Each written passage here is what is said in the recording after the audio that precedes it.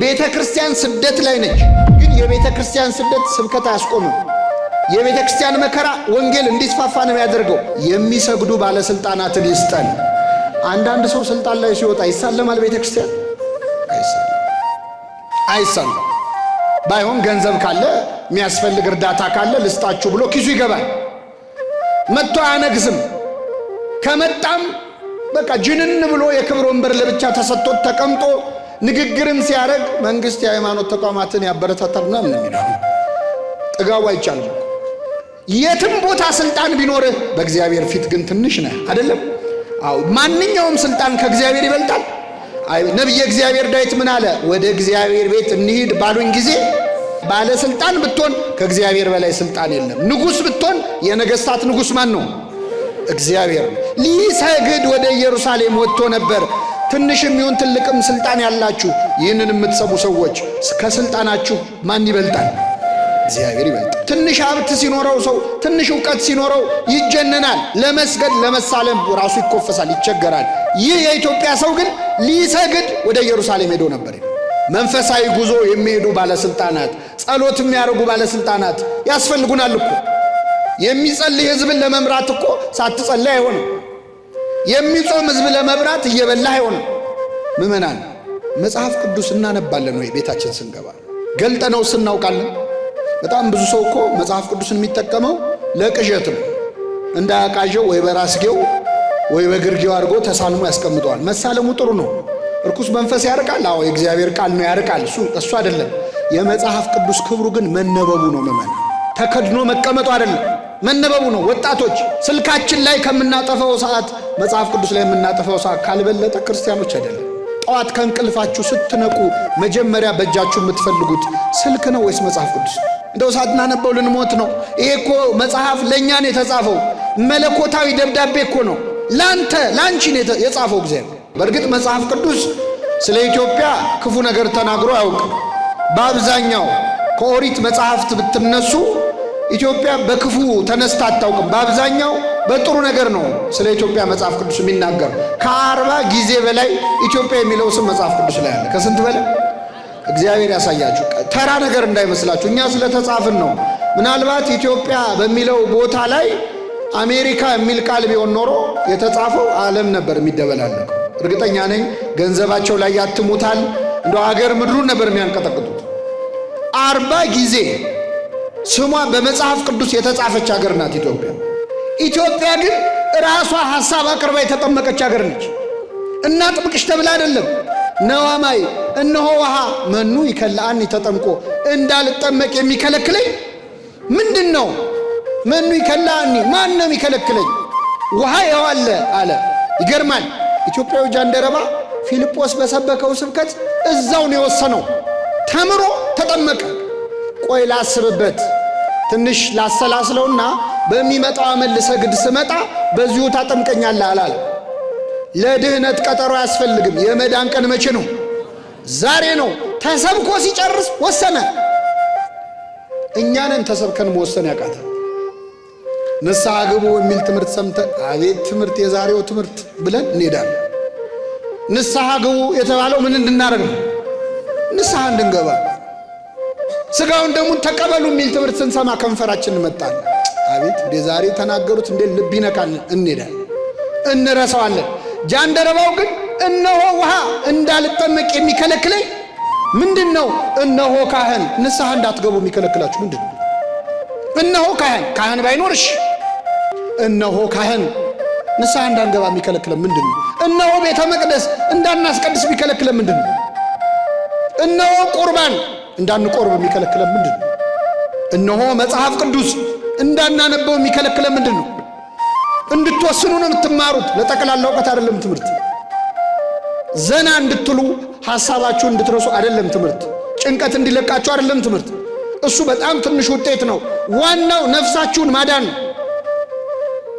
ለመለወጥ የሚወስን ተማሪ መሆን ያስፈልጋል። ጃንደረባው እንዲህ አይነት ተማሪ ነበረ። ደና ቦታ ተምሮ እንኳን እኮ አይደለም ሰረገላ ላይ ነው የተማረው። ሰባኪ ተመድቦለት አይደለም፣ እንዲህ በማዕረግ አይደለም። ሰረገላው ላይ ገብቶ መጥቶ አንድ ዲያቆን አስተምሮት ነው ወሰነ። እዛው እነሆ ውሃ እንዳልጠመቅ የሚከለክለኝ ምንድን ነው? አንዳንድ ደፋር ሰዎች አሉ።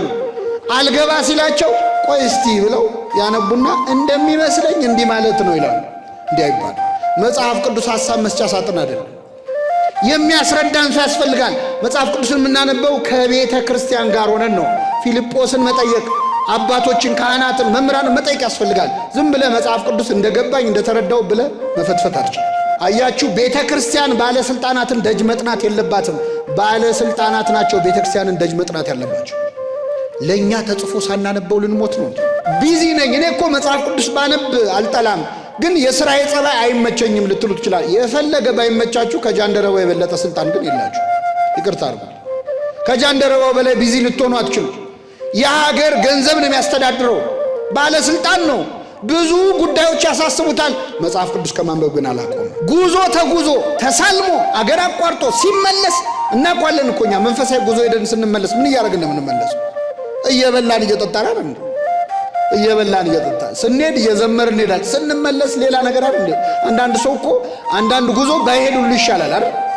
አዎ፣ ሙሉ መኪናውን እህል ተሸክመን አይደል የምንሄደው? ጭነን ስንሄድ እየበላን ስንመጣ እየበላን። ደግሞ ስሟ ስንቅ ነው የመቤቴ እንላለን። እንደዚህ ስንቅ ተሸክመ ስሟ ስንቅ ነው ነውር አይደለም እንዴ? በሆነ በጣም ይገርማቸው። አንዳንዴ ከዚህ ምግብ ጭነው ሰዎች ጉዞ ሄደው በልተው ለነዳያን ላለመስጠት ለበረከት ብለው ይዘውት ይመለሳል። ይህ ጃንደረባ ግን የሄደው ሊሰግድ ነው። ሲመለስ ምን እያደረገ ነው? ምን አይነት መንፈሳዊ ሰው! እኔ የሚያስጨበጭብ አይደለም፣ በእውነት የሚያስለቅስ ነው። ብዙ ወንጀል የሚሰራው ስሟ 40 ጊዜ መጽሐፍ ቅዱስ በተጻፈባት አለ። የእግዚአብሔር ሀገር ሆና ከሆነ እንደዚህ ይሆን ያለ ነው። የእግዚአብሔር ሀገር ባትሆን ኖሮ ምን ልንሆን ነበር? አሁን እንደው ቅድስት ሀገር ሆነን ነው እንደዚህ የምንበጣበጠው አይደል? እርኩስ ሀገር ቢሆን ምን ልንሆን ነበር? ኢትዮጵያ እጆቿን ወደ እግዚአብሔር፣ ለኢትዮጵያ ሰዎች ምግባቸውን ሰጣቸው። በጣም ይገርማል። በተነሳንበት ቦታ ሁሉ በመልካም ነው ስለ ኢትዮጵያ የተነገረ። ኢትዮጵያ እጆቿን ወደ እግዚአብሔር ትዘረጋለች። ተመልከቱ። እውነትም ኢትዮጵያ እግዚአብሔር እጁን ወደ እሷ እስኪዘረጋ እንኳን ጠብቃ አታውቅም። ሁሌም ኢትዮጵያ እጆቿን ወደ ማን ትዘረጋለች? ንግሥተ ሳባም ከኢትዮጵያ ተነስታ እግዚአብሔርን ፈልጋ የሰሎሞንን ጥበብ ልታይ ሄደች ይላል። ኢትዮጵያዊው ጃንደረባም ከኢትዮጵያ ተነስቶ ሊሰግድ ወደ ኢየሩሳሌም ሄዶ ነበር ይላል። ለምን? ኢትዮጵያ እጆቿን ወደ እግዚአብሔር ትዘረጋለች።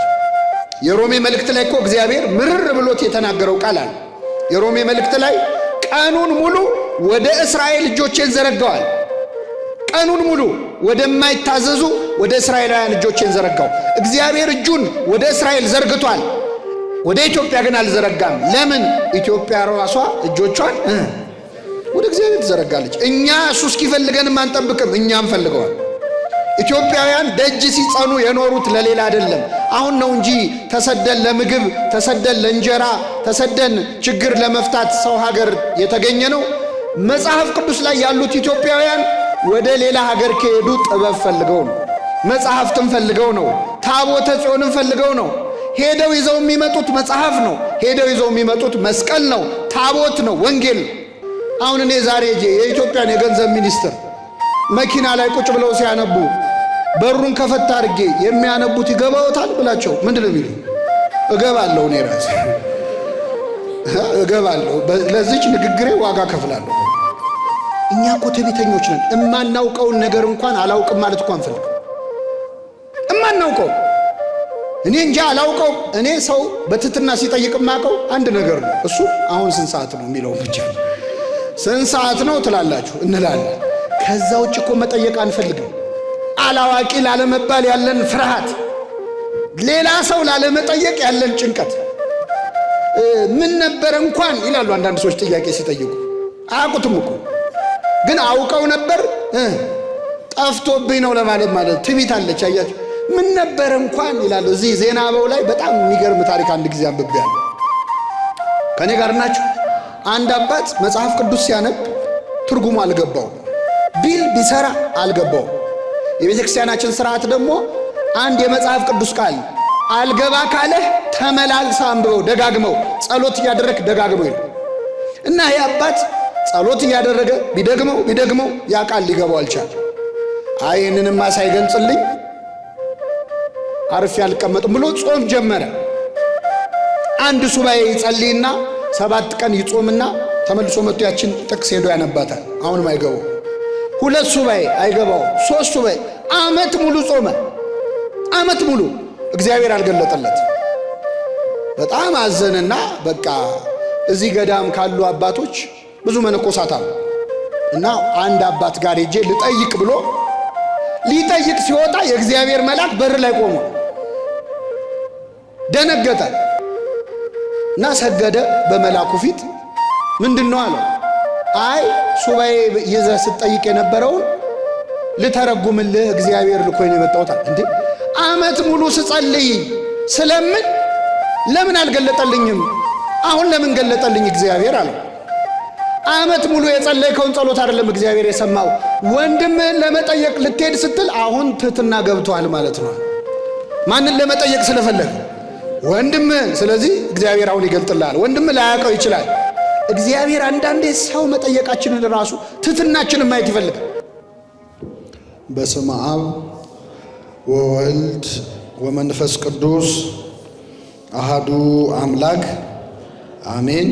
በስመ አብ ወወልድ ወመንፈስ ቅዱስ አሃዱ አምላክ አሜን።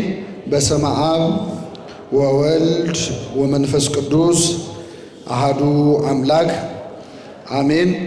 ክቡር አባታችን የዚህ ታላቅ ደብር አስተዳዳሪ፣ ክቡራን አበው ሊቃውንተ ቤተ ክርስቲያን፣ ካህናት፣ ምእመናን፣ ምእመናት፣ አባቶች፣ እናቶች፣ ወንድሞች፣ እህቶች እንዲሁም ሕፃናት በእግዚአብሔር ሰላምታ እንደምናመሻችሁ እንደምናመሻችሁ።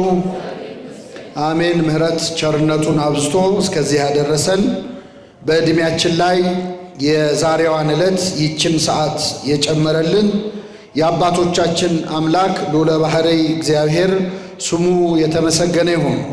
እንደ እግዚአብሔር ቅዱስ ፈቃድ በሚኖረን ጊዜ በሐዋርያት ሥራ ምዕራፍ 8 ከቁጥር 26 ላይ ተጽፎ በሚገኘው ምዕራፍ ላይ መነሻ በማድረግ በዛሬው ዕለት የምናስባቸውን ኢትዮጵያዊውን ጃንደረባን ቅዱስ ባኮስንና ቅዱስ ፊልጶስን አስመልክቶ በሐዋርያት ሥራ ላይ የተጻፈውን ክፍል እንማራለን። የትምህርታችን ርዕስ የሚሆነው የሚከለክለኝ ምንድን ነው የሚል ይሆናል። ከኔ ጋር በሉ፣ የሚከለክለኝ ምንድን ነው? በዚህ ቃል ተነስተን እንማራለን። ለአባቶቻችን ለነቢያት፣ ለአባቶቻችን ለሐዋርያት፣ ለሐዋርያውያን አበው፣ ለሊቃውንት በጉባኤያቸው ተገኝቶ ምስጢሩን ጥበቡን ገልጦ ያስተማረ አምላካችን እኛንም በቸርነቱ እንዲያስተምረን፣ እንዲመክረን፣ እንዲገስጸን የእርሱ ቅዱስ ፈቃድ ይሁንልን። እንግዲህ ምእመናን በሐዋርያት ሥራ ምዕራፍ 8 ከቁጥር 26 ጀምሮ እስከ ፍጻሜ ምዕራፍ የተጻፈው ታሪክ ከሌሎች ክርስቲያኖች በተለይ ለእኛ ለኢትዮጵያውያን በጣም ትልቅ ትርጉም ያለው የመጽሐፍ ቅዱስ ክፍል ነው። ይህ አሁን የጠቀስኩላችሁ የመጽሐፍ ቅዱስ ክፍል ላይ የተፈጸመው ታሪክ ባይፈጸም ኖሮ ዛሬ እዚህ ጉባኤ ላይ ያለነው ሰዎች ክርስቲያኖች አንሆንም ነበር፣ አንጠመቅም ነበር፣ አናምንም ነበር። ምን እንደምንሆን አይታወቅም። ይህ ታሪክ ዛሬ እዚህ ለመሰብሰባችን አሁን ያለንበት ቤተ መቅደስ ለመታነጹ ብቻ አይደለም ምክንያት የሆነው። በአጠቃላይ ኢትዮጵያ ክርስትናን እንድትቀበል፣ መጽሐፍ ቅዱስን እንድታውቅ፣ ወንጌልን እንድታምን ምክንያት የሆነ የመጽሐፍ ቅዱስ ክፍል ነው እና ማንኛውም ኢትዮጵያዊ ክርስቲያን በቃሉ ሊያውቀው የሚገባ ታሪክ ነው። የሐዋርያት ሥራ ምዕራፍ 8 ከቁጥር 26 ጀምሮ ያለው ክፍል ኢትዮጵያዊው ጃንደረባ ክርስትናን እንዴት እንደተቀበለ የሚናገረው ክፍል ሁላችንም በቃላችን ልናውቀው የሚገባ ክፍል ነው። በእርግጥ መጽሐፍ ቅዱስ ስለ ኢትዮጵያ ክፉ ነገር ተናግሮ አያውቅም። በአብዛኛው ከኦሪት መጽሐፍት ብትነሱ ኢትዮጵያ በክፉ ተነስታ አታውቅም። በአብዛኛው በጥሩ ነገር ነው ስለ ኢትዮጵያ መጽሐፍ ቅዱስ የሚናገር። ከ40 ጊዜ በላይ ኢትዮጵያ የሚለው ስም መጽሐፍ ቅዱስ ላይ አለ። ከስንት በላይ? እግዚአብሔር ያሳያችሁ። ተራ ነገር እንዳይመስላችሁ፣ እኛ ስለተጻፍን ነው። ምናልባት ኢትዮጵያ በሚለው ቦታ ላይ አሜሪካ የሚል ቃል ቢሆን ኖሮ የተጻፈው ዓለም ነበር የሚደበላለቀው። እርግጠኛ ነኝ ገንዘባቸው ላይ ያትሙታል። እንደው ሀገር ምድሩን ነበር የሚያንቀጠቅጡት። 40 ጊዜ ስሟ በመጽሐፍ ቅዱስ የተጻፈች ሀገር ናት ኢትዮጵያ። እኔ አንድ ጊዜ ደቡብ አፍሪካ የሚባል ሀገር ለቤተክርስቲያን አገልግሎት ሄጄ አንድ የገጠመኝ ነገር ልንገራችሁ። አንዲት የ13 ዓመት ሕፃን ነች እና ያው ሕፃናት ታውቃላችሁ ጥያቄ ያልቅባቸው እና ብዙ ጥያቄ ሰብሰብ ብለው ለምን እንዲሆነ እያሉ ሲያስጨንቁኝ ቆዩና አንዲት ልጅ 13 ዓመት ልጅ መጣችና እኔ ኢትዮጵያን በጣም ነው የምጠላታለች። በጣም እኔ ኢትዮጵያ የምትባል ሀገር አልወድም ማለች። እዛ ሀገር ነው ተወልዳ ያደገችው። በጣም ተበሳጨው። ያው አልመታት ነገር የሰው ሀገር ነው። እዚህ ሀገር ቢሆን በኩርኩም ነው የምንለው አይደል? ልጅ እንደዚህ ሲል ግን እዛ በሰው ሀገር ከምቀር ብዬ እየተናደድኩ ለምንድን ነው የማትወጃት ኢትዮጵያን አልኳት። ስላት ኢንተርኔት ላይ ጉግል አድርጌ ሳጠና በጣም ሕፃናት የሚደፈሩበት ሴቶች የሚጠለፉበት በጣም ብዙ ወንጀል ያለበት ሀገር ኢትዮጵያ ነው አለች። ስለዚህ ኢትዮጵያን አልወዳትም አለች። ይህን ስትል ደስ አለኝ። ለምን ደስ አለኝ መሰላችሁ? እንደ ደቡብ አፍሪካ ወንጀል ያለበት ሀገር የለም በዓለም ላይ። እንደ ፖሊስ ጣቢያ ሁሉ ይዘረፋል። ደቡብ አፍሪካ ውስጥ ፖሊስ ጣቢያ ይዘርፋሉ። እንግዲህ ፖሊስ ጣቢያ ከዘረፉ ሌላ ቦታ ምን ሊሆን ነው? እግዚአብሔር ያሳይ። ስለዚህ አንቺ ፖሊስ ጣቢያ የሚዘረፍበት ሀገር ቁጭ ብለሽ ከደቡብ አፍሪካ በላይ ወንጀል ያለበት አለ ወይ? እንዴት ኢትዮጵያን እንደዚህ ትያታለሽ አልኳት። ምን አለች መሰላችሁ? ልክ ነህ፣ ደቡብ አፍሪካ ብዙ ወንጀል ይፈጸማል። ነገር ግን ደቡብ አፍሪካ እኮ ስሟ መጽሐፍ ቅዱስ ላይ አልተጻፈም። ኢትዮጵያ ግን ስሟ ስንት ጊዜ ተጽፏል? ከዚህ በላይ ዱላ አለ? የለም። ተመልከቱ። እሺ አመስግኑ። ግን የለም እግዚአብሔር ግን የሚያስጨበጭብ አይደለም፣ በእውነት የሚያስለቅስ ነው። ብዙ ወንጀል የሚሰራው ስሟ 40 ጊዜ መጽሐፍ ቅዱስ በተጻፈባት ሀገር። የእግዚአብሔር ሀገር ሆና ከሆነ እንደዚህ ይሆን ያለ ነው። የእግዚአብሔር ሀገር ባትሆን ኖሮ ምን ልንሆን ነበር? አሁን እንደው ቅድስት ሀገር ሆነን ነው እንደዚህ የምንበጣበጠው አይደል? እርኩስ ሀገር ቢሆን ምን ልንሆን ነበር? በጣም እኮ የሚገርም ነው። ልጅቷን እንግዲህ መንፈስ ቅዱስ ነው ያናገራል። ግን ቀላል ነገር አይደለም። እግዚአብሔር ስለ ኢትዮጵያ የተናገረው ሁሉ መልካም ነው። ኢትዮጵያ እጆቿን ወደ እግዚአብሔር፣ ለኢትዮጵያ ሰዎች ምግባቸውን ሰጣቸው። በጣም ይገርማል። በተነሳንበት ቦታ ሁሉ በመልካም ነው ስለ ኢትዮጵያ የተናገረው። ኢትዮጵያ እጆቿን ወደ እግዚአብሔር ትዘረጋለች። ተመልከቱ። እውነትም ኢትዮጵያ እግዚአብሔር እጁን ወደ እሷ እስኪዘረጋ እንኳን ጠብቃ አታውቅም። ሁሌም ኢትዮጵያ እጆቿን ወደ ማን ትዘረጋለች? ንግሥተ ሳባም ከኢትዮጵያ ተነስታ እግዚአብሔርን ፈልጋ የሰሎሞንን ጥበብ ልታይ ሄደች ይላል። ኢትዮጵያዊው ጃንደረባም ከኢትዮጵያ ተነስቶ ሊሰግድ ወደ ኢየሩሳሌም ሄዶ ነበር ይላል። ለምን? ኢትዮጵያ እጆቿን ወደ እግዚአብሔር ትዘረጋለች። የሮሜ መልእክት ላይ እኮ እግዚአብሔር ምርር ብሎት የተናገረው ቃል አለ። የሮሜ መልእክት ላይ ቀኑን ሙሉ ወደ እስራኤል እጆቼን ዘረጋዋል። ቀኑን ሙሉ ወደማይታዘዙ ወደ እስራኤላውያን እጆቼን ዘረጋው። እግዚአብሔር እጁን ወደ እስራኤል ዘርግቷል፣ ወደ ኢትዮጵያ ግን አልዘረጋም። ለምን? ኢትዮጵያ ራሷ እጆቿን ወደ እግዚአብሔር ትዘረጋለች። እኛ እሱ እስኪፈልገንም አንጠብቅም፣ እኛም ፈልገዋል። ኢትዮጵያውያን ደጅ ሲጸኑ የኖሩት ለሌላ አይደለም። አሁን ነው እንጂ ተሰደን ለምግብ፣ ተሰደን ለእንጀራ፣ ተሰደን ችግር ለመፍታት ሰው ሀገር የተገኘ ነው። መጽሐፍ ቅዱስ ላይ ያሉት ኢትዮጵያውያን ወደ ሌላ ሀገር ከሄዱ ጥበብ ፈልገው ነው፣ መጽሐፍትን ፈልገው ነው፣ ታቦተ ጽዮንን ፈልገው ነው። ሄደው ይዘው የሚመጡት መጽሐፍ ነው። ሄደው ይዘው የሚመጡት መስቀል ነው፣ ታቦት ነው፣ ወንጌል ነው። ለምን? ኢትዮጵያ እጆቿን ወደ ማ ስለምትዘረጋ? ወደ እግዚአብሔር ስለምትዘረጋ። ስለዚህ በመጽሐፍ ቅዱስ የተጻፉ የቀደሙ ጥቅሶች በሙሉ ስለ ኢትዮጵያ መልካም ነገር ይናገራል። አሁን የጠቀስነው የሐዋርያት ሥራ ምዕራፍ 8 ላይ እንዲህ ይላል፣ የጌታ መልአክ ፊልጶስን ተነስተህ በደቡብ በኩል ከኢየሩሳሌም ወደ ጋዛ ወደሚያወርደው ምድረ በዳ ወደሆነ መንገድ ሂድ አለው ይላል። እንግዲህ ፊልጶስ ከሰባቱ ዲያቆናት መካከል አንዱ ነው። ዲያቆን ሆኖ ያጠመቀ በታሪክ እሱ ነው ያለው። ሁለተኛ ሐናንያ ነው ቅዱስ ጳውሎስን ያጠመቀ። ክህነት ሳይኖራቸው ያጠመቁ ሰዎች እግዚአብሔር ፈቅዶ ይሁን ብሎ ማለት። በኋላ ሐዋርያት አጽንተውላቸዋል፣ እነሱም ክህነታቸው ከፍ ብሏል። ፊልጶስ ተሰዶ እስጢፋኖስ በድንጋይ ተወግሮ ከሞተ በኋላ ክርስቲያኖች ሲበተኑ ወደ የአገሩ ተበተኑ። በተሰደዱ ሰዓት በሄዱበት ወንጌል ሰበኩ። እንግዲህ እስጢፋኖስ በአሰቃቂ ሁኔታ ነው የተገደለው። ምዕመናን ከኔ ጋር ናቸው። በድንጋይ ተወግሮ ሊቀ ዲያቆናት እስጢፋኖስ ሰማዕት ሆኖ ሲሞት ክርስቲያኖች ተሸበሩ። ወደ የሀገሩ ተበተኑ። እግዚአብሔር በእስጢፋኖስ ሞት ምክንያት ክርስቲያኖች መበተናቸውን ለበጎ ነገር ተጠቀመበት። ቤተ ክርስቲያን ስደት ላይ ነች፣ ግን የቤተ ክርስቲያን ስደት ስብከት አያስቆምም። የቤተ ክርስቲያን መከራ ወንጌል እንዲስፋፋ ነው የሚያደርገው። ስለዚህ ፊልጶስም ሌሎችም በሄዱበት ሁሉ ወንጌልን ይሰብኩ ነበር። ፊልጶስ በሰማርያ ወንጌል ከሰበከ በኋላ መንፈስ ቅዱስ ምን አለው? ወደ ጋዛ ወደሚያወርደው ምድረ በዳ ወደሆነ መንገድ ሂድ አለው። ተነስቶም ሄደ ይላል። እነሆም ህንደኬ የተባለች የኢትዮጵያ ንግሥት አዛዥና ጃንደረባ የነበረ በገንዘቧም ሁሉ የሰለጠነ አንድ የኢትዮጵያ ሰው ሊሰግድ ወደ ኢየሩሳሌም መጥቶ ነበር ይላል። አንድ የኢትዮጵያ ሰው ምን ሊል ነበር የሄደው? ወደ ኢየሩሳሌም ሊሰግድ። ኢትዮጵያውያን ረጅም ጉዞ ተጉዞ ለብዙ ዘመናት ኢየሩሳሌም ይሳለማሉ። አሁንም ድረስ የሁላችንም ምኞት እዚህ ያለ ነው። ኢየሩሳሌም መሄድ ትፈልጋላችሁ? እንፈልጋለን። ደስ ይለናል። ህልማችን ነው። እንደው ያችን ቅድስት ሀገር ረግጬ በሞትኩ ይላሉ ብዙዎች። እድሜያቸውን ሙሉ ገንዘብ አጠራቅመው ቅድስት ሀገርን ተሳልመው ልክ ሲሳካላቸው እዛውም የሚሞቱ ሰዎች አሉ። ይህ የኖረ ልማዳችን በጣም ብዙዎች አሁን ቴክኖሎጂ ባለበት ዘመን አይደለም።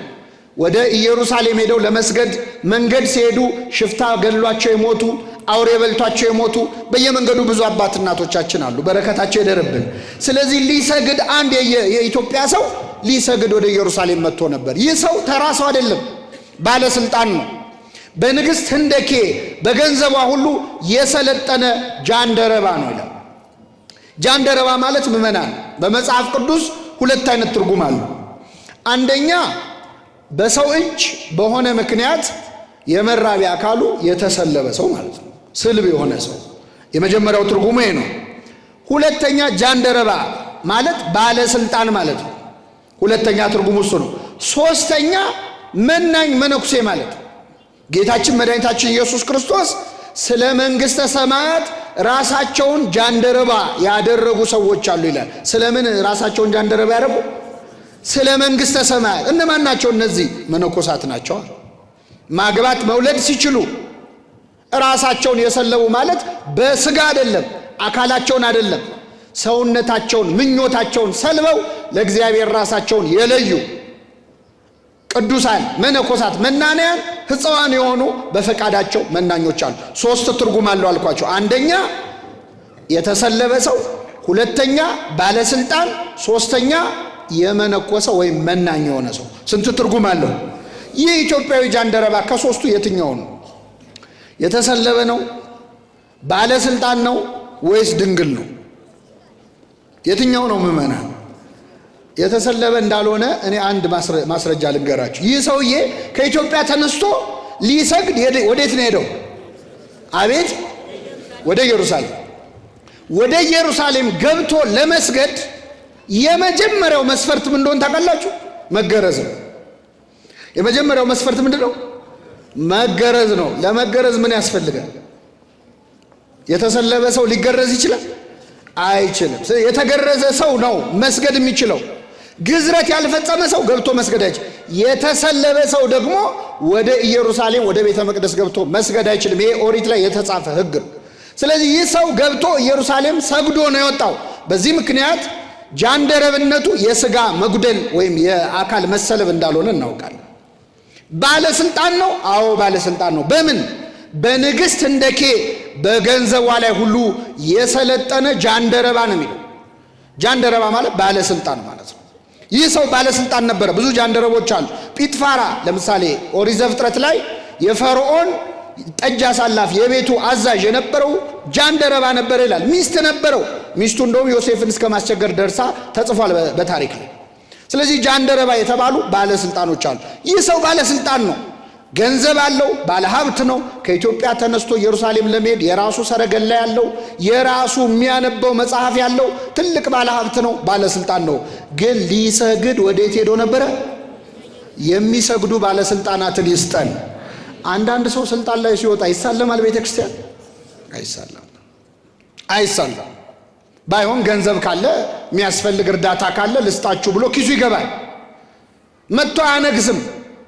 ከመጣም በቃ ጅንን ብሎ የክብር ወንበር ለብቻ ተሰጥቶት ተቀምጦ ንግግርን ሲያረግ መንግስት የሃይማኖት ተቋማትን ያበረታታል ምናምን የሚለው ጥጋቡ አይቻልም እኮ።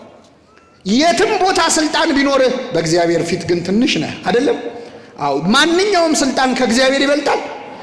ነብየ እግዚአብሔር ዳዊት ምን አለ? ወደ እግዚአብሔር ቤት እንሂድ ባሉኝ ጊዜ ደስ አለኝ። ንጉሥ እኮ ነው፣ ግን ቤተ እግዚአብሔር እንሂድ ባሉት ጊዜ ደስ አለ።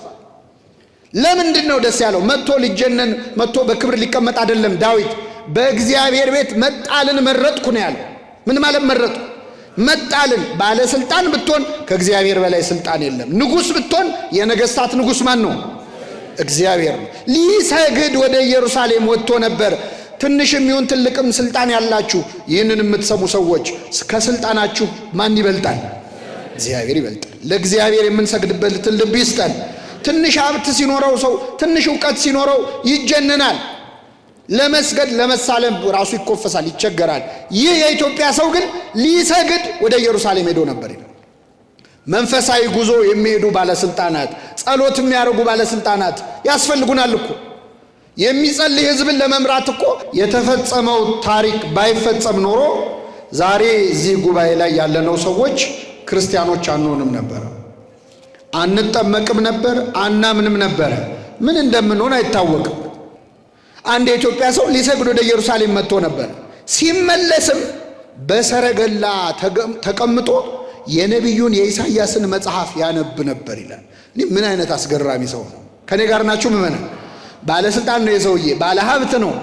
ሊሰግድ ኢየሩሳሌም ሄደ። ሰግዶ ሲመለስ ቁጭ ብሎ ምን ያነብ ነበረ? መጽሐፍ ቅዱስ ያነብ ነበር። ምን አይነት ሰው ነው መጽሐፍ ቅዱስ የሚያነብ ኢትዮጵያዊ? እንዴ በእውነት ባለስልጣን ሆኖ ቁጭ ብሎ አስቡት። መንፈሳዊ ጉዞ ተጉዟል። ይሄን ያህል መንገድ ሄጄ ደክሞኛል፣ እግዚአብሔር ይረዳኛል፣ ከዚህ በኋላ ደግሞ ወደ እስራኤል መለስ ብሎ ሌላ ነገር ማንበብ ይችላል። ይህ ሰው ግን ሰግዶ ሲመለስ መጽሐፍ ቅዱስ እያነበበ ነበር የመጣው። ምእመናን መጽሐፍ ቅዱስ እናነባለን ወይ? ቤታችን ስንገባ ገልጠነው ስናውቃለን? በጣም ብዙ ሰው እኮ መጽሐፍ ቅዱስን የሚጠቀመው ለቅዠት ነው። እንዳያቃዠው ወይ በራስጌው ወይ በግርጌው አድርጎ ተሳልሞ ያስቀምጠዋል። መሳለሙ ጥሩ ነው። እርኩስ መንፈስ ያርቃል። አዎ የእግዚአብሔር ቃል ነው ያርቃል። እሱ አይደለም። የመጽሐፍ ቅዱስ ክብሩ ግን መነበቡ ነው። ምእመናን ተከድኖ መቀመጡ አይደለም፣ መነበቡ ነው። ወጣቶች ስልካችን ላይ ከምናጠፋው ሰዓት መጽሐፍ ቅዱስ ላይ የምናጠፋው ሰዓት ካልበለጠ ክርስቲያኖች አይደለም። ጠዋት ከእንቅልፋችሁ ስትነቁ መጀመሪያ በእጃችሁ የምትፈልጉት ስልክ ነው ወይስ መጽሐፍ ቅዱስ ነው? መልሱልኝ። ስልክ ነው። ስልክ ላይ እኮ ልንሞት ነው። 24 ሰዓት በቃ ስማርትፎን ከኛ በለጠ። ስማርት ሆነ ስልኩ እኮ እኛን አደደበን እኮ። እሱ ከኛ በለጠ። የሚያዘን እሱ ነው፣ የሚያስብልን እሱ፣ የሚያነብልን እሱ። መጽሐፍ ቅዱስ አሁን ድሮ ቢሆን መጽሐፍ ቅዱስ አላገኝም ውድ ነው ለመግዛት ይባላል። አሁን ስልካችን ላይ አለ። እኛ ሌላ ነገር ስናይ ነው የምንውለው እንጂ። አቤት አሁን አንዳንድ የመተግበሪያ አፕሊኬሽኖች ስልካችን ላይ ያሉ የምንጠቀምባቸው መቼ እንደተከፈቱ ይናገራሉ። ላስት ሲን የሚል ሰዓት አለው አይደል? መቼ እንደከፈቱ። መጽሐፍ ቅዱስ ላስት ሲን የሚል ቢኖረው መቼ ነው የተከፈተው? መቼ ነው ገልጠን ያነበብነው? አይተነው አናውቅም እኮ። እንደው ሳናነበው ልንሞት ነው። ይሄ እኮ መጽሐፍ ለእኛ ነው የተጻፈው። መለኮታዊ ደብዳቤ እኮ ነው። ላንተ ላንቺ ነው የጻፈው እግዚአብሔር። ቅዱስ እንጦንስ የተባለው አባት በገዳም ሳለ ንጉሥ ቆስጠንጢኖስ ደብዳቤ ላከለት። የሮሙ ንጉሥ ቆስጠንጢኖስ እግዚአብሔር ያሳያችሁ። ሲልክለት መልእክተኛ በፈረስ እየጋለበ መጣና የንጉሥ ቆስጠንጢኖስ ደብዳቤ ነው እንካ አንብብ ብሎ ለአባ እንጦንስ ሰጠው። አባ እንጦንስ ቀና ብሎ አየና አስቀምጠዋልና መጽሐፍ ቅዱስ ማንበቡን ቀጠለ። ከኔ ጋር ናችሁ? አሁን ከንጉሥ የተላከ ደብዳቤ ቢደርሳችሁ እንዴት ባለ ፍጥነት ነው የምታነቡት? ተንገብግበን ነው አይደል? እሱ ግን ደብዳቤውን ትቶ መጽሐፍ ቅዱስን ማንበብ ቀጠለ። በኋላ ረዱ አገልጋዩ የአባ እንጦንስ አገልጋይ ሆነ። እዛ አንድ ዲያቆን አለ። ተቁነጠነጠ። ምን ሆን ካለው፣ ኧረ አባ የተላከው እኮ ከንጉሥ ነው፣ ከቆስጠንጢኖስ የመጣ ደብዳቤ ነው። መጽሐፉን ትደርስበታለህ፣ እባክህ ግለጠውና ምን እንዳለ እንስማ አለ። አይ እኔ ከሌላ ንጉሥ የተላከ ደብዳቤ እያነበብኩ ነው አለ። ከማን የተላከ ደብዳቤ? ከእግዚአብሔር። ከዚህ ደብዳቤ የሚበልጥ ደብዳቤ አለ? የለም። ለእኛ ተጽፎ ሳናነበው ልንሞት ነው እንዴ? በእውነት እግዚአብሔር ቃሉን የምናነብበት ኃይል ይስጠን። ይገርማል። ቢዚ ነኝ እኔ እኮ መጽሐፍ ቅዱስ ባነብ አልጠላም፣ ግን የሥራዬ ጸባይ አይመቸኝም ልትሉ ትችላል። የፈለገ ባይመቻችሁ ከጃንደረባው የበለጠ ስልጣን ግን የላችሁ። ይቅርታ አድርጉ። ከጃንደረባው በላይ ቢዚ ልትሆኑ አትችሉ። የሀገር ገንዘብ ነው የሚያስተዳድረው፣ ባለስልጣን ነው። ብዙ ጉዳዮች ያሳስቡታል። መጽሐፍ ቅዱስ ከማንበብ ግን አላቆመም። ጉዞ ተጉዞ ተሳልሞ አገር አቋርጦ ሲመለስ እናውቃለን እኮ እኛ መንፈሳዊ ጉዞ ሄደን ስንመለስ ምን እያደረግን ነው የምንመለሰው? እየበላን እየጠጣን አይደል እንዴ? እየበላን እየጠጣን ስንሄድ እየዘመርን እንሄዳለን። ስንመለስ ሌላ ነገር አይደል እንዴ? አንዳንድ ሰው እኮ አንዳንድ ጉዞ ባይሄድ ሁሉ ይሻላል አይደል? አዎ ሙሉ መኪናውን እህል ተሸክመን አይደል የምንሄደው? ጭነን ስንሄድ እየበላን ስንመጣ እየበላን። ደግሞ ስሟ ስንቅ ነው የመቤቴ እንላለን። እንደዚህ ስንቅ ተሸክመ ስሟ ስንቅ ነው ነውር አይደለም እንዴ? በሆነ አዎ በጣም ይገርማቸው። አንዳንዴ ከዚህ ምግብ ጭነው ሰዎች ጉዞ ሄደው በልተው ለነዳያን ላለመስጠት ለበረከት ብለው ይዘውት ይመለሳል። ይህ ጃንደረባ ግን የሄደው ሊሰግድ ነው። ሲመለስ ምን እያደረገ ነው? እያነብ። ምን አይነት መንፈሳዊ ሰው ነው! የማያቋርጥ መንፈሳዊ ህይወት ማለት ነው። እግዚአብሔር ለሁላችን ይስጠን። ቃሉን የማይጠግብ ሰው ይገርማል እንዴ! መንገድ ላይ ነው፣ በሰረገላ ነው እየሄደ ያለው። አይመችም እኮ ለማንበብ። በሰረገላ ነው፣ በአውሮፕላን አይደለም ወይ በመኪና አይደለም። ይነቀንቀዋል። ፈረስ ነው እየተጋለበ ያለው። እሱ ግን መጽሐፍ ቅዱስ ያነብ ነበር። ምንድነው ሲያነብ የነበረው? በጣም ይገርማቸዋል። ትንቢተ ኢሳይያስ ምዕራፍ 53 ነው እያነበበ የነበረው። ያነበው የነበረው ላንብብላችሁ። የኢሳይያስን መጽሐፍ ያነብ ነበር። መንፈስ ቅዱስም ፊልጶስን ወደዚህ ሰረገላ ቅረብና ተገናኝ አለው። ፊልጶስም ሮጦ የነቢዩን የኢሳይያስን መጽሐፍ ሲያነብ ሰማው ይላል። እዚህ ላይ በእውነት ፊልጶስ እናደንቀዋለን። ፊልጶስም ሮጦ ነው የሚለው። ምን ብሎ? ወደ ምኑ? ወደ ሰረገላው ሮጦ እያባረረ የሚሰብክ ሰባኪ ነው ፊልጶስ። አይገርም? አንድ ሰው ለማዳን ማለት ነው። ጃንደረባው እየሄደ ያለው በምንድን ነው? በሰረገላ ነው። በፍጥነት ነው ሄደው አይደል? አሁን ምን አሯሯጠኝ? ከፈለገ ቆሞ ይማር አለዚያ ይቅር አላለ። እየሮጠ አሳዶ አንድ ነፍስ ለማዳን የሚሮጡ ሰባኪያንን ይስጠን እግዚአብሔር። ስንት ነፍስ ለማዳን! ለአንዱ ጃንደረባ ሮጦ ደረሰበት። ጃንደረባውን ፈልጎ የሮጠ እንዳይመስላችሁ፣ እኛን ፈልጎ ነው የሮጠው። ፊልጶስ ሮጦ ጃንደረባው ላይ ባይደርስበት ኖሮ ዛሬ እኛ ክርስቲያኖች አንሆንም ነበር። ለካ አንድ ሰው ማስተማር ብዙ ህዝብ ማስተማር ነው። ለካ የአንድ ሰው ነፍስ ማዳን ለብዙዎች መዳን ምክንያት ይሆናል። አንዱን ጃንደረባ ፈልጎ ሮጦ ደረሰበት። ጃንደረባው ጮክ ብሎ ነበር የሚያነበው። የነቢዩን የኢሳይያስን መጽሐፍ ሲያነብ ሰማው ይላል። ቀረብ አለና ምን አለው? በውኑ የምታነበውን ታስተውለዋለህን አሉ። እስቲ ከኔ ጋር በሉ። የምታነበው አለው። የምታነበውን ታስተውለዋለህን አለው። እርሱም ጃንደረባው የሚመራኝ ሳይኖር እንዴት ይቻለኛል? እስኪ በሉ እስቲ እውነት እንደው መልሱልኝ። አሁን እናንተ እዚህ ጉባኤ ያላችሁ ሰዎች አንድ ታክሲ ላይ ቁጭ ብላችሁ መጽሐፍ ቅዱስ እያነበባችሁ፣ ተውት መጽሐፍ ቅዱስ መሆኑ ይቀር፣ የሆነ መጽሐፍ እያነበባችሁ አንድ የማታውቁት ሰው መጥቶ ይገባሃል ወይ የምታነበው ቢላችሁ የሚያስረዳኝ ሰው ሳይኖር እንዴት ይቻለኛል ትላላችሁ? ትላላችሁ? ምን አገባ ነው የምትሉት አይደለም? የት ታውቀኛለህ? ምን ለማለት ፈልገህ ነው? ይግባኝ አይግባኝ አንተ ምን ታውቃለህ? ትዕቢተኞች እኮ ነን እኛ። የሚመራኝ ሳይኖር እንዴት ይቻለኛል አለ። ምን አይነት ትሁት ሰው! የመንግስት ባለስልጣን እኮ ነው። የመንግስት ባለስልጣን፣ የገንዘብ ሚኒስትር የማያውቀው ሰውዬ መጥቶ የምታነበው ይገባሃል ያለው።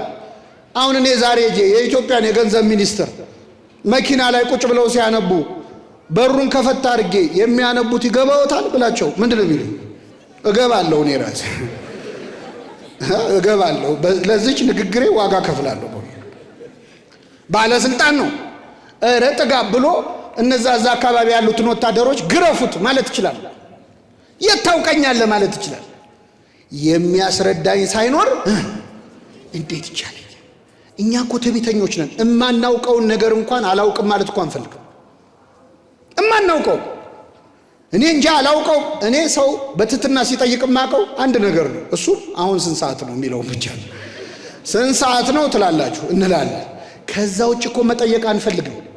አላዋቂ ላለመባል ያለን ፍርሃት፣ ሌላ ሰው ላለመጠየቅ ያለን ጭንቀት ምን ነበር እንኳን ይላሉ አንዳንድ ሰዎች ጥያቄ ሲጠይቁ። አያውቁትም እኮ ግን አውቀው ነበር ጠፍቶብኝ ነው ለማለት ትዕቢት አለች። አያችሁ ምን ነበር እንኳን ይላሉ። እዚህ ዜና አበው ላይ በጣም የሚገርም ታሪክ አንድ ጊዜ አንብቤያለሁ። ከኔ ጋር ናችሁ? አንድ አባት መጽሐፍ ቅዱስ ሲያነብ ትርጉሙ አልገባው ቢል ቢሰራ አልገባው። የቤተ ክርስቲያናችን ስርዓት ደግሞ አንድ የመጽሐፍ ቅዱስ ቃል አልገባ ካለ ተመላልሳ አንብበው ደጋግመው ጸሎት እያደረክ ደጋግመው ይላል እና ይሄ አባት ጸሎት እያደረገ ቢደግመው ያ ቃል ሊገባው አልቻለም። ይህንንማ ሳይገልጽልኝ አርፌ አልቀመጥም ብሎ ጾም ጀመረ። አንድ ሱባኤ ይጸልይና 7 ቀን ይጾምና ተመልሶ መጥቶ ያችን ጥቅስ ሄዶ ያነባታል። አሁንም አይገባው። 2 ሱባኤ አይገባው። 3 ሱባኤ ዓመት ሙሉ ጾመ። ዓመት ሙሉ እግዚአብሔር አልገለጠለት። በጣም አዘነና በቃ እዚህ ገዳም ካሉ አባቶች ብዙ መነኮሳት አሉ እና አንድ አባት ጋር ሄጄ ልጠይቅ ብሎ ሊጠይቅ ሲወጣ የእግዚአብሔር መልአክ በር ላይ ቆሞ ደነገጠ እና ሰገደ በመልአኩ ፊት። ምንድነው አለው? አይ ሱባኤ ይዘህ ስትጠይቅ የነበረውን ልተረጉምልህ እግዚአብሔር ልኮኝ ነው የመጣሁት አለ። እንዴ ዓመት ሙሉ ስጸልይ ስለምን ለምን አልገለጠልኝም? አሁን ለምን ገለጠልኝ እግዚአብሔር አለው። ዓመት ሙሉ የጸለይከውን ጸሎት አይደለም እግዚአብሔር የሰማው፣ ወንድምህን ለመጠየቅ ልትሄድ ስትል አሁን ትህትና ገብቷል ማለት ነው። ማንን ለመጠየቅ ስለፈለግ? ወንድምህን። ስለዚህ እግዚአብሔር አሁን ይገልጥልሃል። ወንድምህ ላያውቀው ይችላል። እግዚአብሔር አንዳንዴ ሰው መጠየቃችንን ራሱ ትህትናችንን ማየት ይፈልጋል። እኛ በራሳችን ማወቅ ነው የምንፈልገው። ኢትዮጵያዊ ጃንደረባ ቅዱስ ባኮስ ግን ትሁት ነበረ። የምታነበውን ታስተውለዋለህን ሲለው ምን አለ? የሚመራኝ ሳይኖር እንዴት ይቻለኛል? በሏት ግድ የላችሁም ሌላ ቀን ስለማንላት እስቲ አሁን እንኳን እንበላት። የሚመራኝ ሳይኖር እንዴት ይቻለኛል? እኔ በእውነት የኢትዮጵያ ኦርቶዶክስ ተዋሕዶ ቤተክርስቲያን ምእመናን ድምፅ ነው ይሄ ንግግር። ብዙ ምእመናን ከሃይማኖት የሚጠፉት፣ ከሃይማኖት የሚክዱት፣ የሚስቱት፣ ወደ ሌላ ነገር የሚሄዱት ለምንድን ነው? የሚያስተምራቸው ሰው ስላጡ። ለምን እንወሻሻል? ክፉ ስለሆኑ እንዲህ ስለሆኑ ብለን መፍረድ አንችልም። የሚያስረዳኝ ሳይኖር እንዴት ይቻለኛል? ቅዳሴው ምን ማለት እንደሆነ፣ ሰዓታቱ ማህሌቱ ምን ማለት እንደሆነ፣ ስርዓተ ቤተ ክርስቲያን ምን እንደሆነ የሚያስረዳኝ ሳይኖር እንዴት ይቻለኛል? ጃንደረባው እናንተን ወክሎ ነው የተናገረው። ምእመናን ሁላችንን ወክሎ ማለት። ካልተማሩ እንዴት ያውቃሉ? ካለ ሰባኪስ እንዴት ያምናሉ ነው ያለው ቅዱስ ጳውሎስ። ስለዚህ ኢትዮጵያዊ ጃንደረባ ምን አለ? የሚያስረዳኝ ሰው ሳይኖር እንዴት ይቻለኛል አለ። አያችሁ መጽሐፍ ቅዱስን ለካ የሚያስረዳ ሰው ያስፈልጋል። አንዳንድ ደፋር ሰዎች አሉ። አልገባ ሲላቸው ቆይ እስቲ ብለው ያነቡና እንደሚመስለኝ እንዲህ ማለት ነው ይላሉ። እንዲህ አይባልም። መጽሐፍ ቅዱስ ሐሳብ መስጫ ሳጥን አይደለም። የሚያስረዳን ሰው ያስፈልጋል። መጽሐፍ ቅዱስን የምናነበው ከቤተ ክርስቲያን ጋር ሆነን ነው። ፊልጶስን መጠየቅ፣ አባቶችን፣ ካህናትን፣ መምህራንን መጠየቅ ያስፈልጋል። ዝም ብለህ መጽሐፍ ቅዱስ እንደገባኝ እንደተረዳው ብለህ መፈትፈት አትችል። ስለዚህ ምን አለው? የሚመራኝ ሳይኖር እንዴት ይቻለኛል አለው። ወጥቶም ከእርሱ ጋር ይቀመጥ ዘንድ ፊልጶስን ለመነው ይላል። ፊልጶስን ለመነው በሉ እስኪ። አልገባ ሲላችሁ ቅዱስ ፊልጶስን ለምኑት። እሺ ቅዱስ ፊልጶስ ልመናችንን ይስማል። የሚለመን ነው ለካ። አያችሁ ይሄ ዲያቆን ይሄ ቅዱስ የሚለመን ነው። ትምህርት አልገባ ያላችሁ ወጣቶች፣ በተለይ እዚህ አጥቢያ ያላችሁ እድለኞች ናችሁ። እዚህ ኑና ወደ ሰረገላው ወጥቶ ከእናንተ ጋር እንዲቀመጥ ፊልጶስን ለምኑት፣ ጸልዩ። አንተ ዲያቆን፣ አንተ የመንፈስ ቅዱስ ማደሪያ እባክህ ግለጥልኝ ብላችሁ ኑና ለምኑት። አልገባ ያላችሁ ሰዎች እድለኞች ናችሁ። እዚህ ሰፈር የምትኖሩ ሰዎች ኑና ለምኑት። ወደ ሰረገላው ወጥቶ ፊልጶስ እንዲተረጉምላችሁ ለመነው። አቤት ቤተ ክርስቲያን የመንግስት ባለስልጣናትን እንዴት ማስተናገድ እንዳለበት ማሳዩ። ጃንደረባው ባለስልጣን ነው፣ ፊልጶስ ዲያቆን ነው። ና ውጣ ወደ ሰረገላው ብሎ ለመነው። አያችሁ ቤተ ክርስቲያን ባለስልጣናትን ደጅ መጥናት የለባትም። ባለስልጣናት ናቸው ቤተ ክርስቲያንን ደጅ መጥናት ያለባቸው። ና ተቀመጥ እባክህ አስተምረኝ ብሎ ለመነው። ያነበው የነበረው የመጽሐፍ ቅዱስ ክፍል ይሄ ነበረ። እንደ በግ ወደ መታረድ ተነዳ፣ የበግ ጠቦትም በሸላቾቹ ፊት ዝም እንደሚል እንዲሁ አፉን አልከፈተም። በውርደቱ ፍርዱ ተወገደ፣ ሕይወቱ ከምድር ተወግዳለችና ትውልዱንስ ማን ይናገራል የሚለው ቃል ነበር። ጃንደረባውም ለፊልጶስ መልሶ እባክህ ነቢዩ ይህን ስለማን ይናገራል? ስለ ራሱ ነው ወይስ ስለ ሌላ አለው ይላል።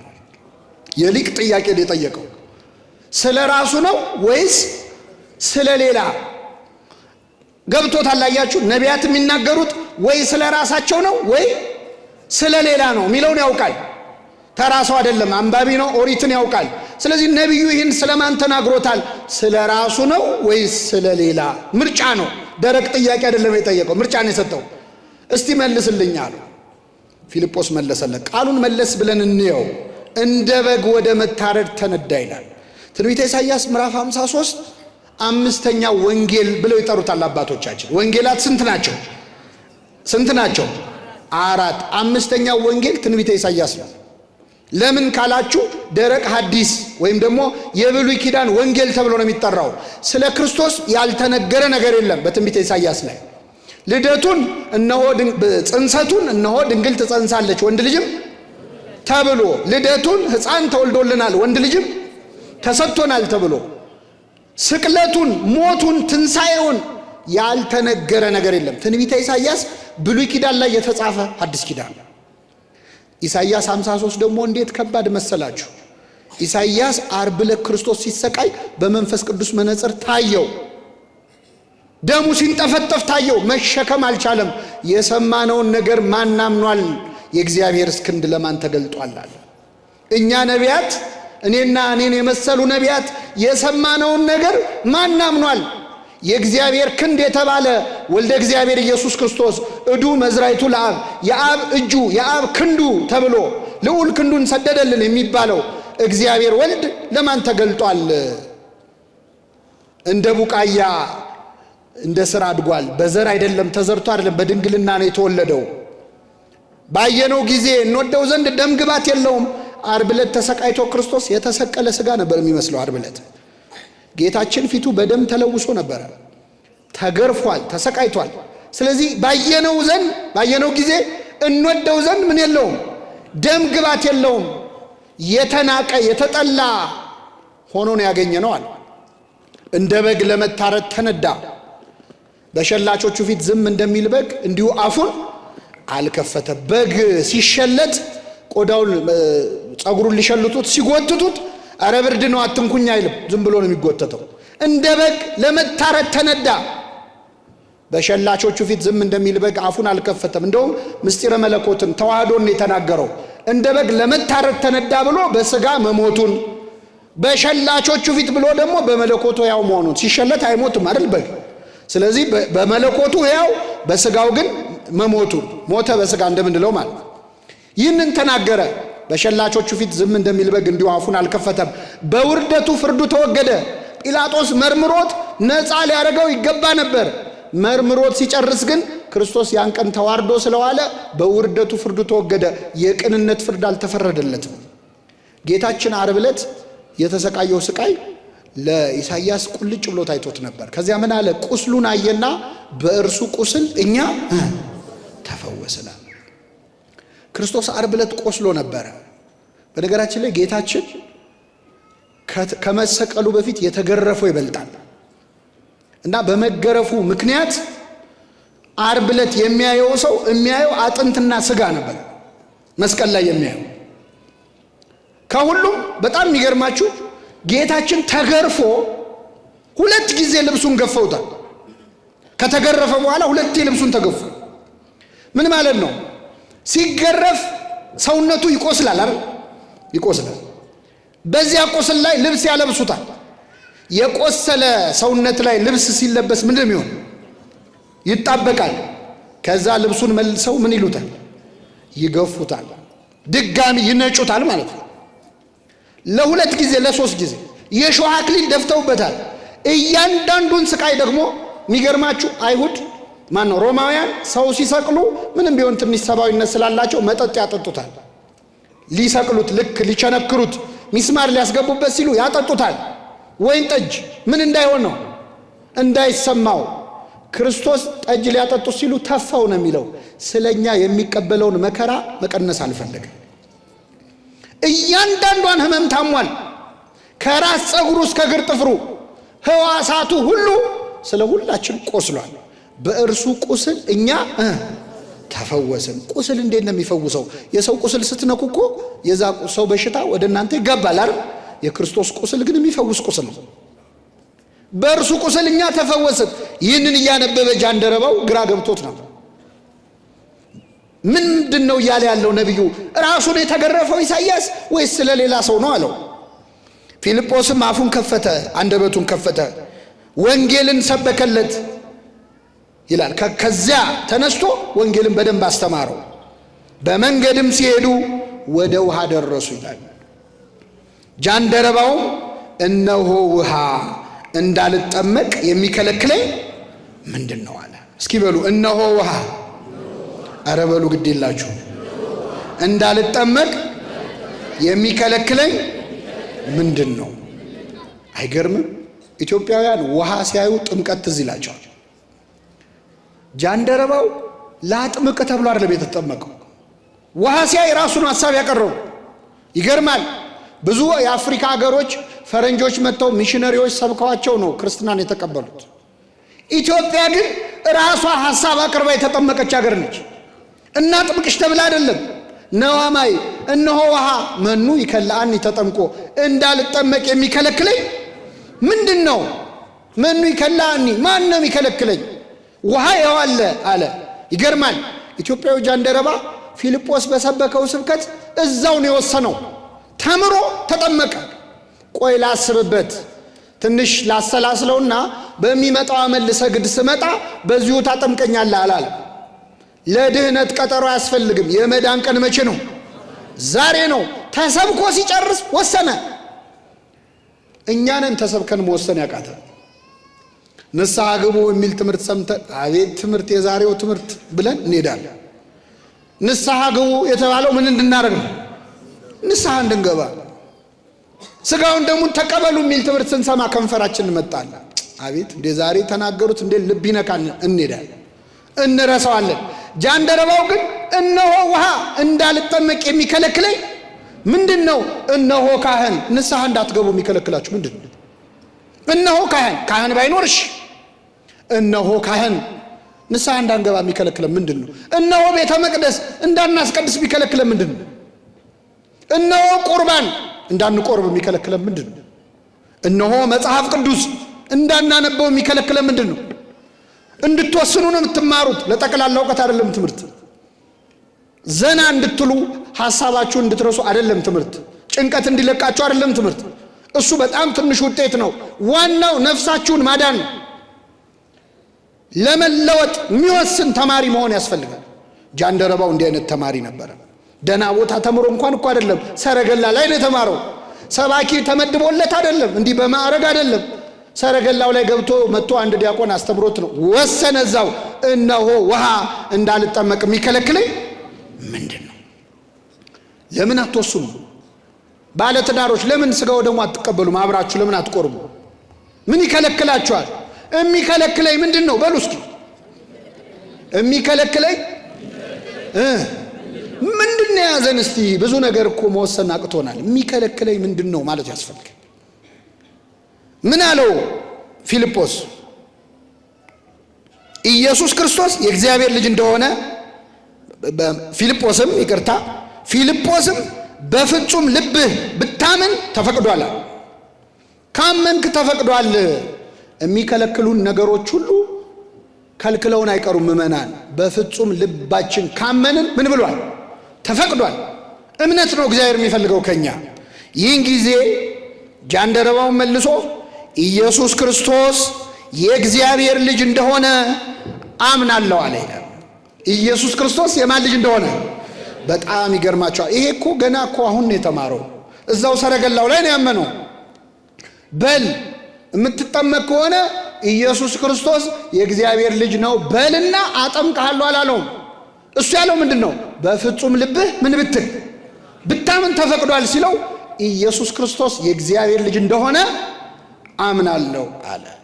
ጸሎተ ሃይማኖት ሳይረቀቅ 318ቱ ሊቃውንት በጉባኤ ኒቄያ ተሰብስበው አሁን የምንጸልየውን ጸሎት ሃይማኖት ሳያረቁ በፊት እንዲህ ብላችሁ ተጠመቁ የሚል ስርዓት ሳይሰሩ በፊት ኢትዮጵያ ራሷ ከራሷ አንቅታ የተማረችውን ጨምቃ ተረድታ ኢየሱስ ክርስቶስ የእግዚአብሔር ልጅ እንደሆነ አምናለሁ ያለች ሀገር ላይ ነው ያለነው። እግዚአብሔር የዚህች ሀገር ልጆች ስላደረገን ስሙ የተመሰገነ ይሁን። በእውነት አመስግኑ። ለኢትዮጵያ ሕዝብ ኢየሱስ ክርስቶስ ጌታ ነው ተብሎ አይነገርም። የዛ አሁን 2000 ስንት ላይ ነው ያለነው? አሁን 2000 ስንት ነው? 2034 ላይ 2000 ዓመት ይሞላዋል። የጃንደረባው የተጠመቀበት ቀን 2000 ዓመት ይሞላዋል። የዛሬ 18 ዓመት ማለት ነው። እግዚአብሔር ለዛ ያድርሰን። ይህ ሰውዬ ራሱ አርቅቆ ኢትዮጵያ የዛሬ 2000 ዓመት ነው ኢየሱስ ክርስቶስ የእግዚአብሔር ልጅ እንደሆነ አምናለሁ ያለችው። ታምናላችሁ አታምኑ? እናምናል። ኢየሱስ ጌታ ነው ካሏችሁ ሰዎች ምን ትሏቸዋላችሁ መሰላችሁ? ኢየሱስ ክርስቶስ የእግዚአብሔር ልጅ እንደሆነ አምናለሁ በሉ። እስኪ በሉ ኢየሱስ ክርስቶስ የእግዚአብሔር ልጅ እንደሆነ መቼ ነው እንደዚህ ያለችው ኢትዮጵያ? የዛሬ ስንት ዓመት? 2000 ዓመት። 2000 ዓመት ሆኖናል ለካ። ኢየሱስ ክርስቶስ የእግዚአብሔር ልጅ እንደሆነ አምናለሁ ካለች ኢትዮጵያ 2000 ዓመቷል። 2000 ዓመቱ የወነገለውን ማወንገል፣ ወንጌል የተማረውን ድጋሚ ወንጌል ማስተማር፣ የምናውቀውን ኢየሱስ በእኛ ኢየሱስ እንቀይርላችሁ ማለት የሚሞክሩ ሰዎች ናቸው ያልተረዱት። በዚያ ላይ ተረጋግተው እንኳን ቢያስተምሩን ምን አለ? አሁን ጃንደረባው ሰረገላው ላይ ቁጭ ብሎ እያለ ፊልጶስ መጥቶ የምታነበውን ታስተውለዋለህን አለው እንጂ ቀልቡን አልገፈፈው። አሁን እንሰብካለን የሚሉ ሰዎች ጃንደረባውን ቢያገኙት እያነበበ እያለ ኢየሱስ ጌታ ነው ብሎ ያስደነግጡታል። ከሰረገላው ወድቆ ሌላ ችግር ሊፈጠር ይችላል። ስብከት በእርጋታ ነው የሚሰበከው አይደለም። ሰው በየካፌው እየገቡ ሰው ሻይ ማስደፋት ነውር አይደለም እንዴ? በእውነት ታክሲ የሚጠብቅ ሰው እስቲ ቀኑን ሙሉ ፀሐይ መቷችሁ ስራ ስትሰሩላችሁ ታክሲ ተሰልፋችሁ ስትጠብቁ መተው የሚጮህባችሁ ሰዎች የሉ አሉ? የሉም? እንኳን ልታምኑ ያመናችሁትንም ብክዱ ሁሉ ያምራቸዋል። እኔ እዚህ ጋር የቆምኩት ስብከት አምሮኝ አይደለም፣ ደክሞኝ ነው። የራይድ ሳንቲም ስለሌለ ነው እዚህ ጋር የቆምኩት። ትንሽ ብዙ ጭንቀት ያለበት አለ፣ ያዘናል። ፉከራ አይደለም ስብከት። ተረጋግቶ የምታነበውን ታስተውለዋለህን ብሎ ጠየቀው። የሚመራኝ ሳይኖር እንዴት ይቻለኛል አለ። አይ አውቀዋለሁ ቢለው ይሄን ነበርኩ። ሰውን አክብረህ ነው የምትሰብከው። ቀልቡን ገፈህ ንቀህ አዋርደህ አይስብ። አሁን ልብ አድርጉ። ጃንደረባው ሊሰግድ ወዴት ነው ሄዳ ያልኳቸው? ኢየሩሳሌም በሄዳ አይደለም። የኛ ኢየሩሳሌም ኢየሱስ ነው አላለው። ኦሪትን ሲያነብ አገኘው። ኦሪትን ባነበበ አይደለም፣ አዲስ ኪዳን ነው ጊዜው አልፎበታል ብሎ አልፎከረም። ተረጋግቶ ጠይቆ የሚያነበውን አክብሮ የማያውቀውን ጨመረለት። ስብከት ማለት እንደዛ ማናናቅ አይደለም፣ ማቃለል አይደለም። አክብሮ ጠይቆ ሰበከው። የስብከት ዘዴ እንደዚህ ነው፣ ዝም ብሎ ሰው ማስደንገጥ አይደለም። እና ኢየሱስ ክርስቶስ የእግዚአብሔር ልጅ እንደሆነ አምናለሁ አለ። ሰረገላው ይቆም ዘንድ አዘዘ። ፊልጶስና ጃንደረባውም ሁለቱም ወደ ውሃ ወረዱ፣ አጠመቀውም ይላል። ኢትዮጵያ ተጠመቀች፣ ክርስትና ተነሳች። እዚህ ላይ በእውነት ደስ ሊላችሁ ይገባል። የዛሬ 2000 ዓመት ሰረገላ አቁማ የተጠመቀች ሀገር ላይ ነው ያለነው እኛ። የዛሬ 2000 ዓመት መኪና አልነበረም የዛኔ። እኛ በመኪና መጥተው አይደለም የሰበኩን የኤንጂኦ ሰራተኞች ወይም የሆኑ ፈረንጆች አይደሉም ያስተማር። ሰረገላ አቁማ ክብሯን ጠብቃ ወርዳ የተጠመቀች ሀገር ነች ኢትዮጵያ። ሰረገላው ይቆም ዘንድ አዘዘ። ውሃ ሲያይ እነሆ ውሃ አለ፣ ወረደ፣ አጠመቀውም። ከውሃው ከወጡ በኋላ የጌታ መንፈስ ፊልጶስን ነጠቀው ይላል። ከውሃው ከወጡ በኋላ የጌታ መንፈስ ማንን ነጠቀው? ፊልጶስን። ይገርማቸዋል። ጃንደረባው ተጠምቆ እንደጨረሰ ቀጣዩ ሂደት ምንድነው? ሐዋርያት እጅ ጭኑና መንፈስ ቅዱስን ያወርዱልን ነበረ። እግዚአብሔር ግን ጃንደረባው ለመዳን የወሰነውን ውሳኔ አይቶ የልቡን ምኞት እዛው አምኖ እዛው ልጠመቅ ማለቱን አይቶ ይህን ሰውዬማ ሐዋርያት መጥተው እጅ እስኪጭኑ አልጠብቅም፣ መንፈስ ቅዱስን እኔ ራሴ ሰጠዋለሁ ብሎ መንፈስ ቅዱስ ለጃንደረባው ወረደ። ጃንደረባው ላይ ያደረ መንፈስ ቅዱስ፣ የወረደ መንፈስ ቅዱስ ፊልጶስን ይዞት ሄደ። ሁለት ስራን የሰራው። ጃንደረባው ላይ ወረደ፣ ፊልጶስን ነጠቀው። በአንድ ቀን አምና ተጠምቃ መንፈስ ቅዱስ የተቀበለች ሀገር ልጆች ስላደረገን እግዚአብሔር ስሙ የተመሰገነ ይሁን። ስለዚህ ምእመናን ኢትዮጵያዊው ጃንደረባ ቅዱስ ባኮስ ታቦቱ ገብቷል አይደል? እዚህ አዎ። ይህ ሰው በእውነት እኛ እጅ ገብቶ ነው እንጂ የሌላ ሀገር ዜጋ ቢሆን ኖሮ እንዴት እንደሚከበር እንዴት ስሙ እንደሚነሳ። አሁን ድሬዳዋም ተመሳሳይ ፊልጶስ ቤተክርስቲያን አለ። የሀገረ ስብከቱ ሊቀ ጳጳስ የቅዱስ ባኮስን ታቦት እንደሚገባ አውጀዋል። እግዚአብሔር የተመሰገነ ይሁን። ገና በዓለም ሁሉ ባሉ የኢትዮጵያ አብያተ ክርስቲያናት ጣሊያን ሀገርም አንድ አባት እንዲሁ ሲናገሩ ሰምቻለሁ። የኢትዮጵያ የክርስትና አባት የኢትዮጵያ የመጀመሪያው ክርስቲያን የኢትዮጵያው ጃንደረባ አጥቢያ ምእመናን ስለሆናችሁ ደስ ይበላችሁ። በእውነት የቅዱስ ባኮስ የቅዱስ ፊልጶስ በረከት በሁላችን ላይ ይደርብን። የሰማነውን በልቡናችን ያሳድርብን።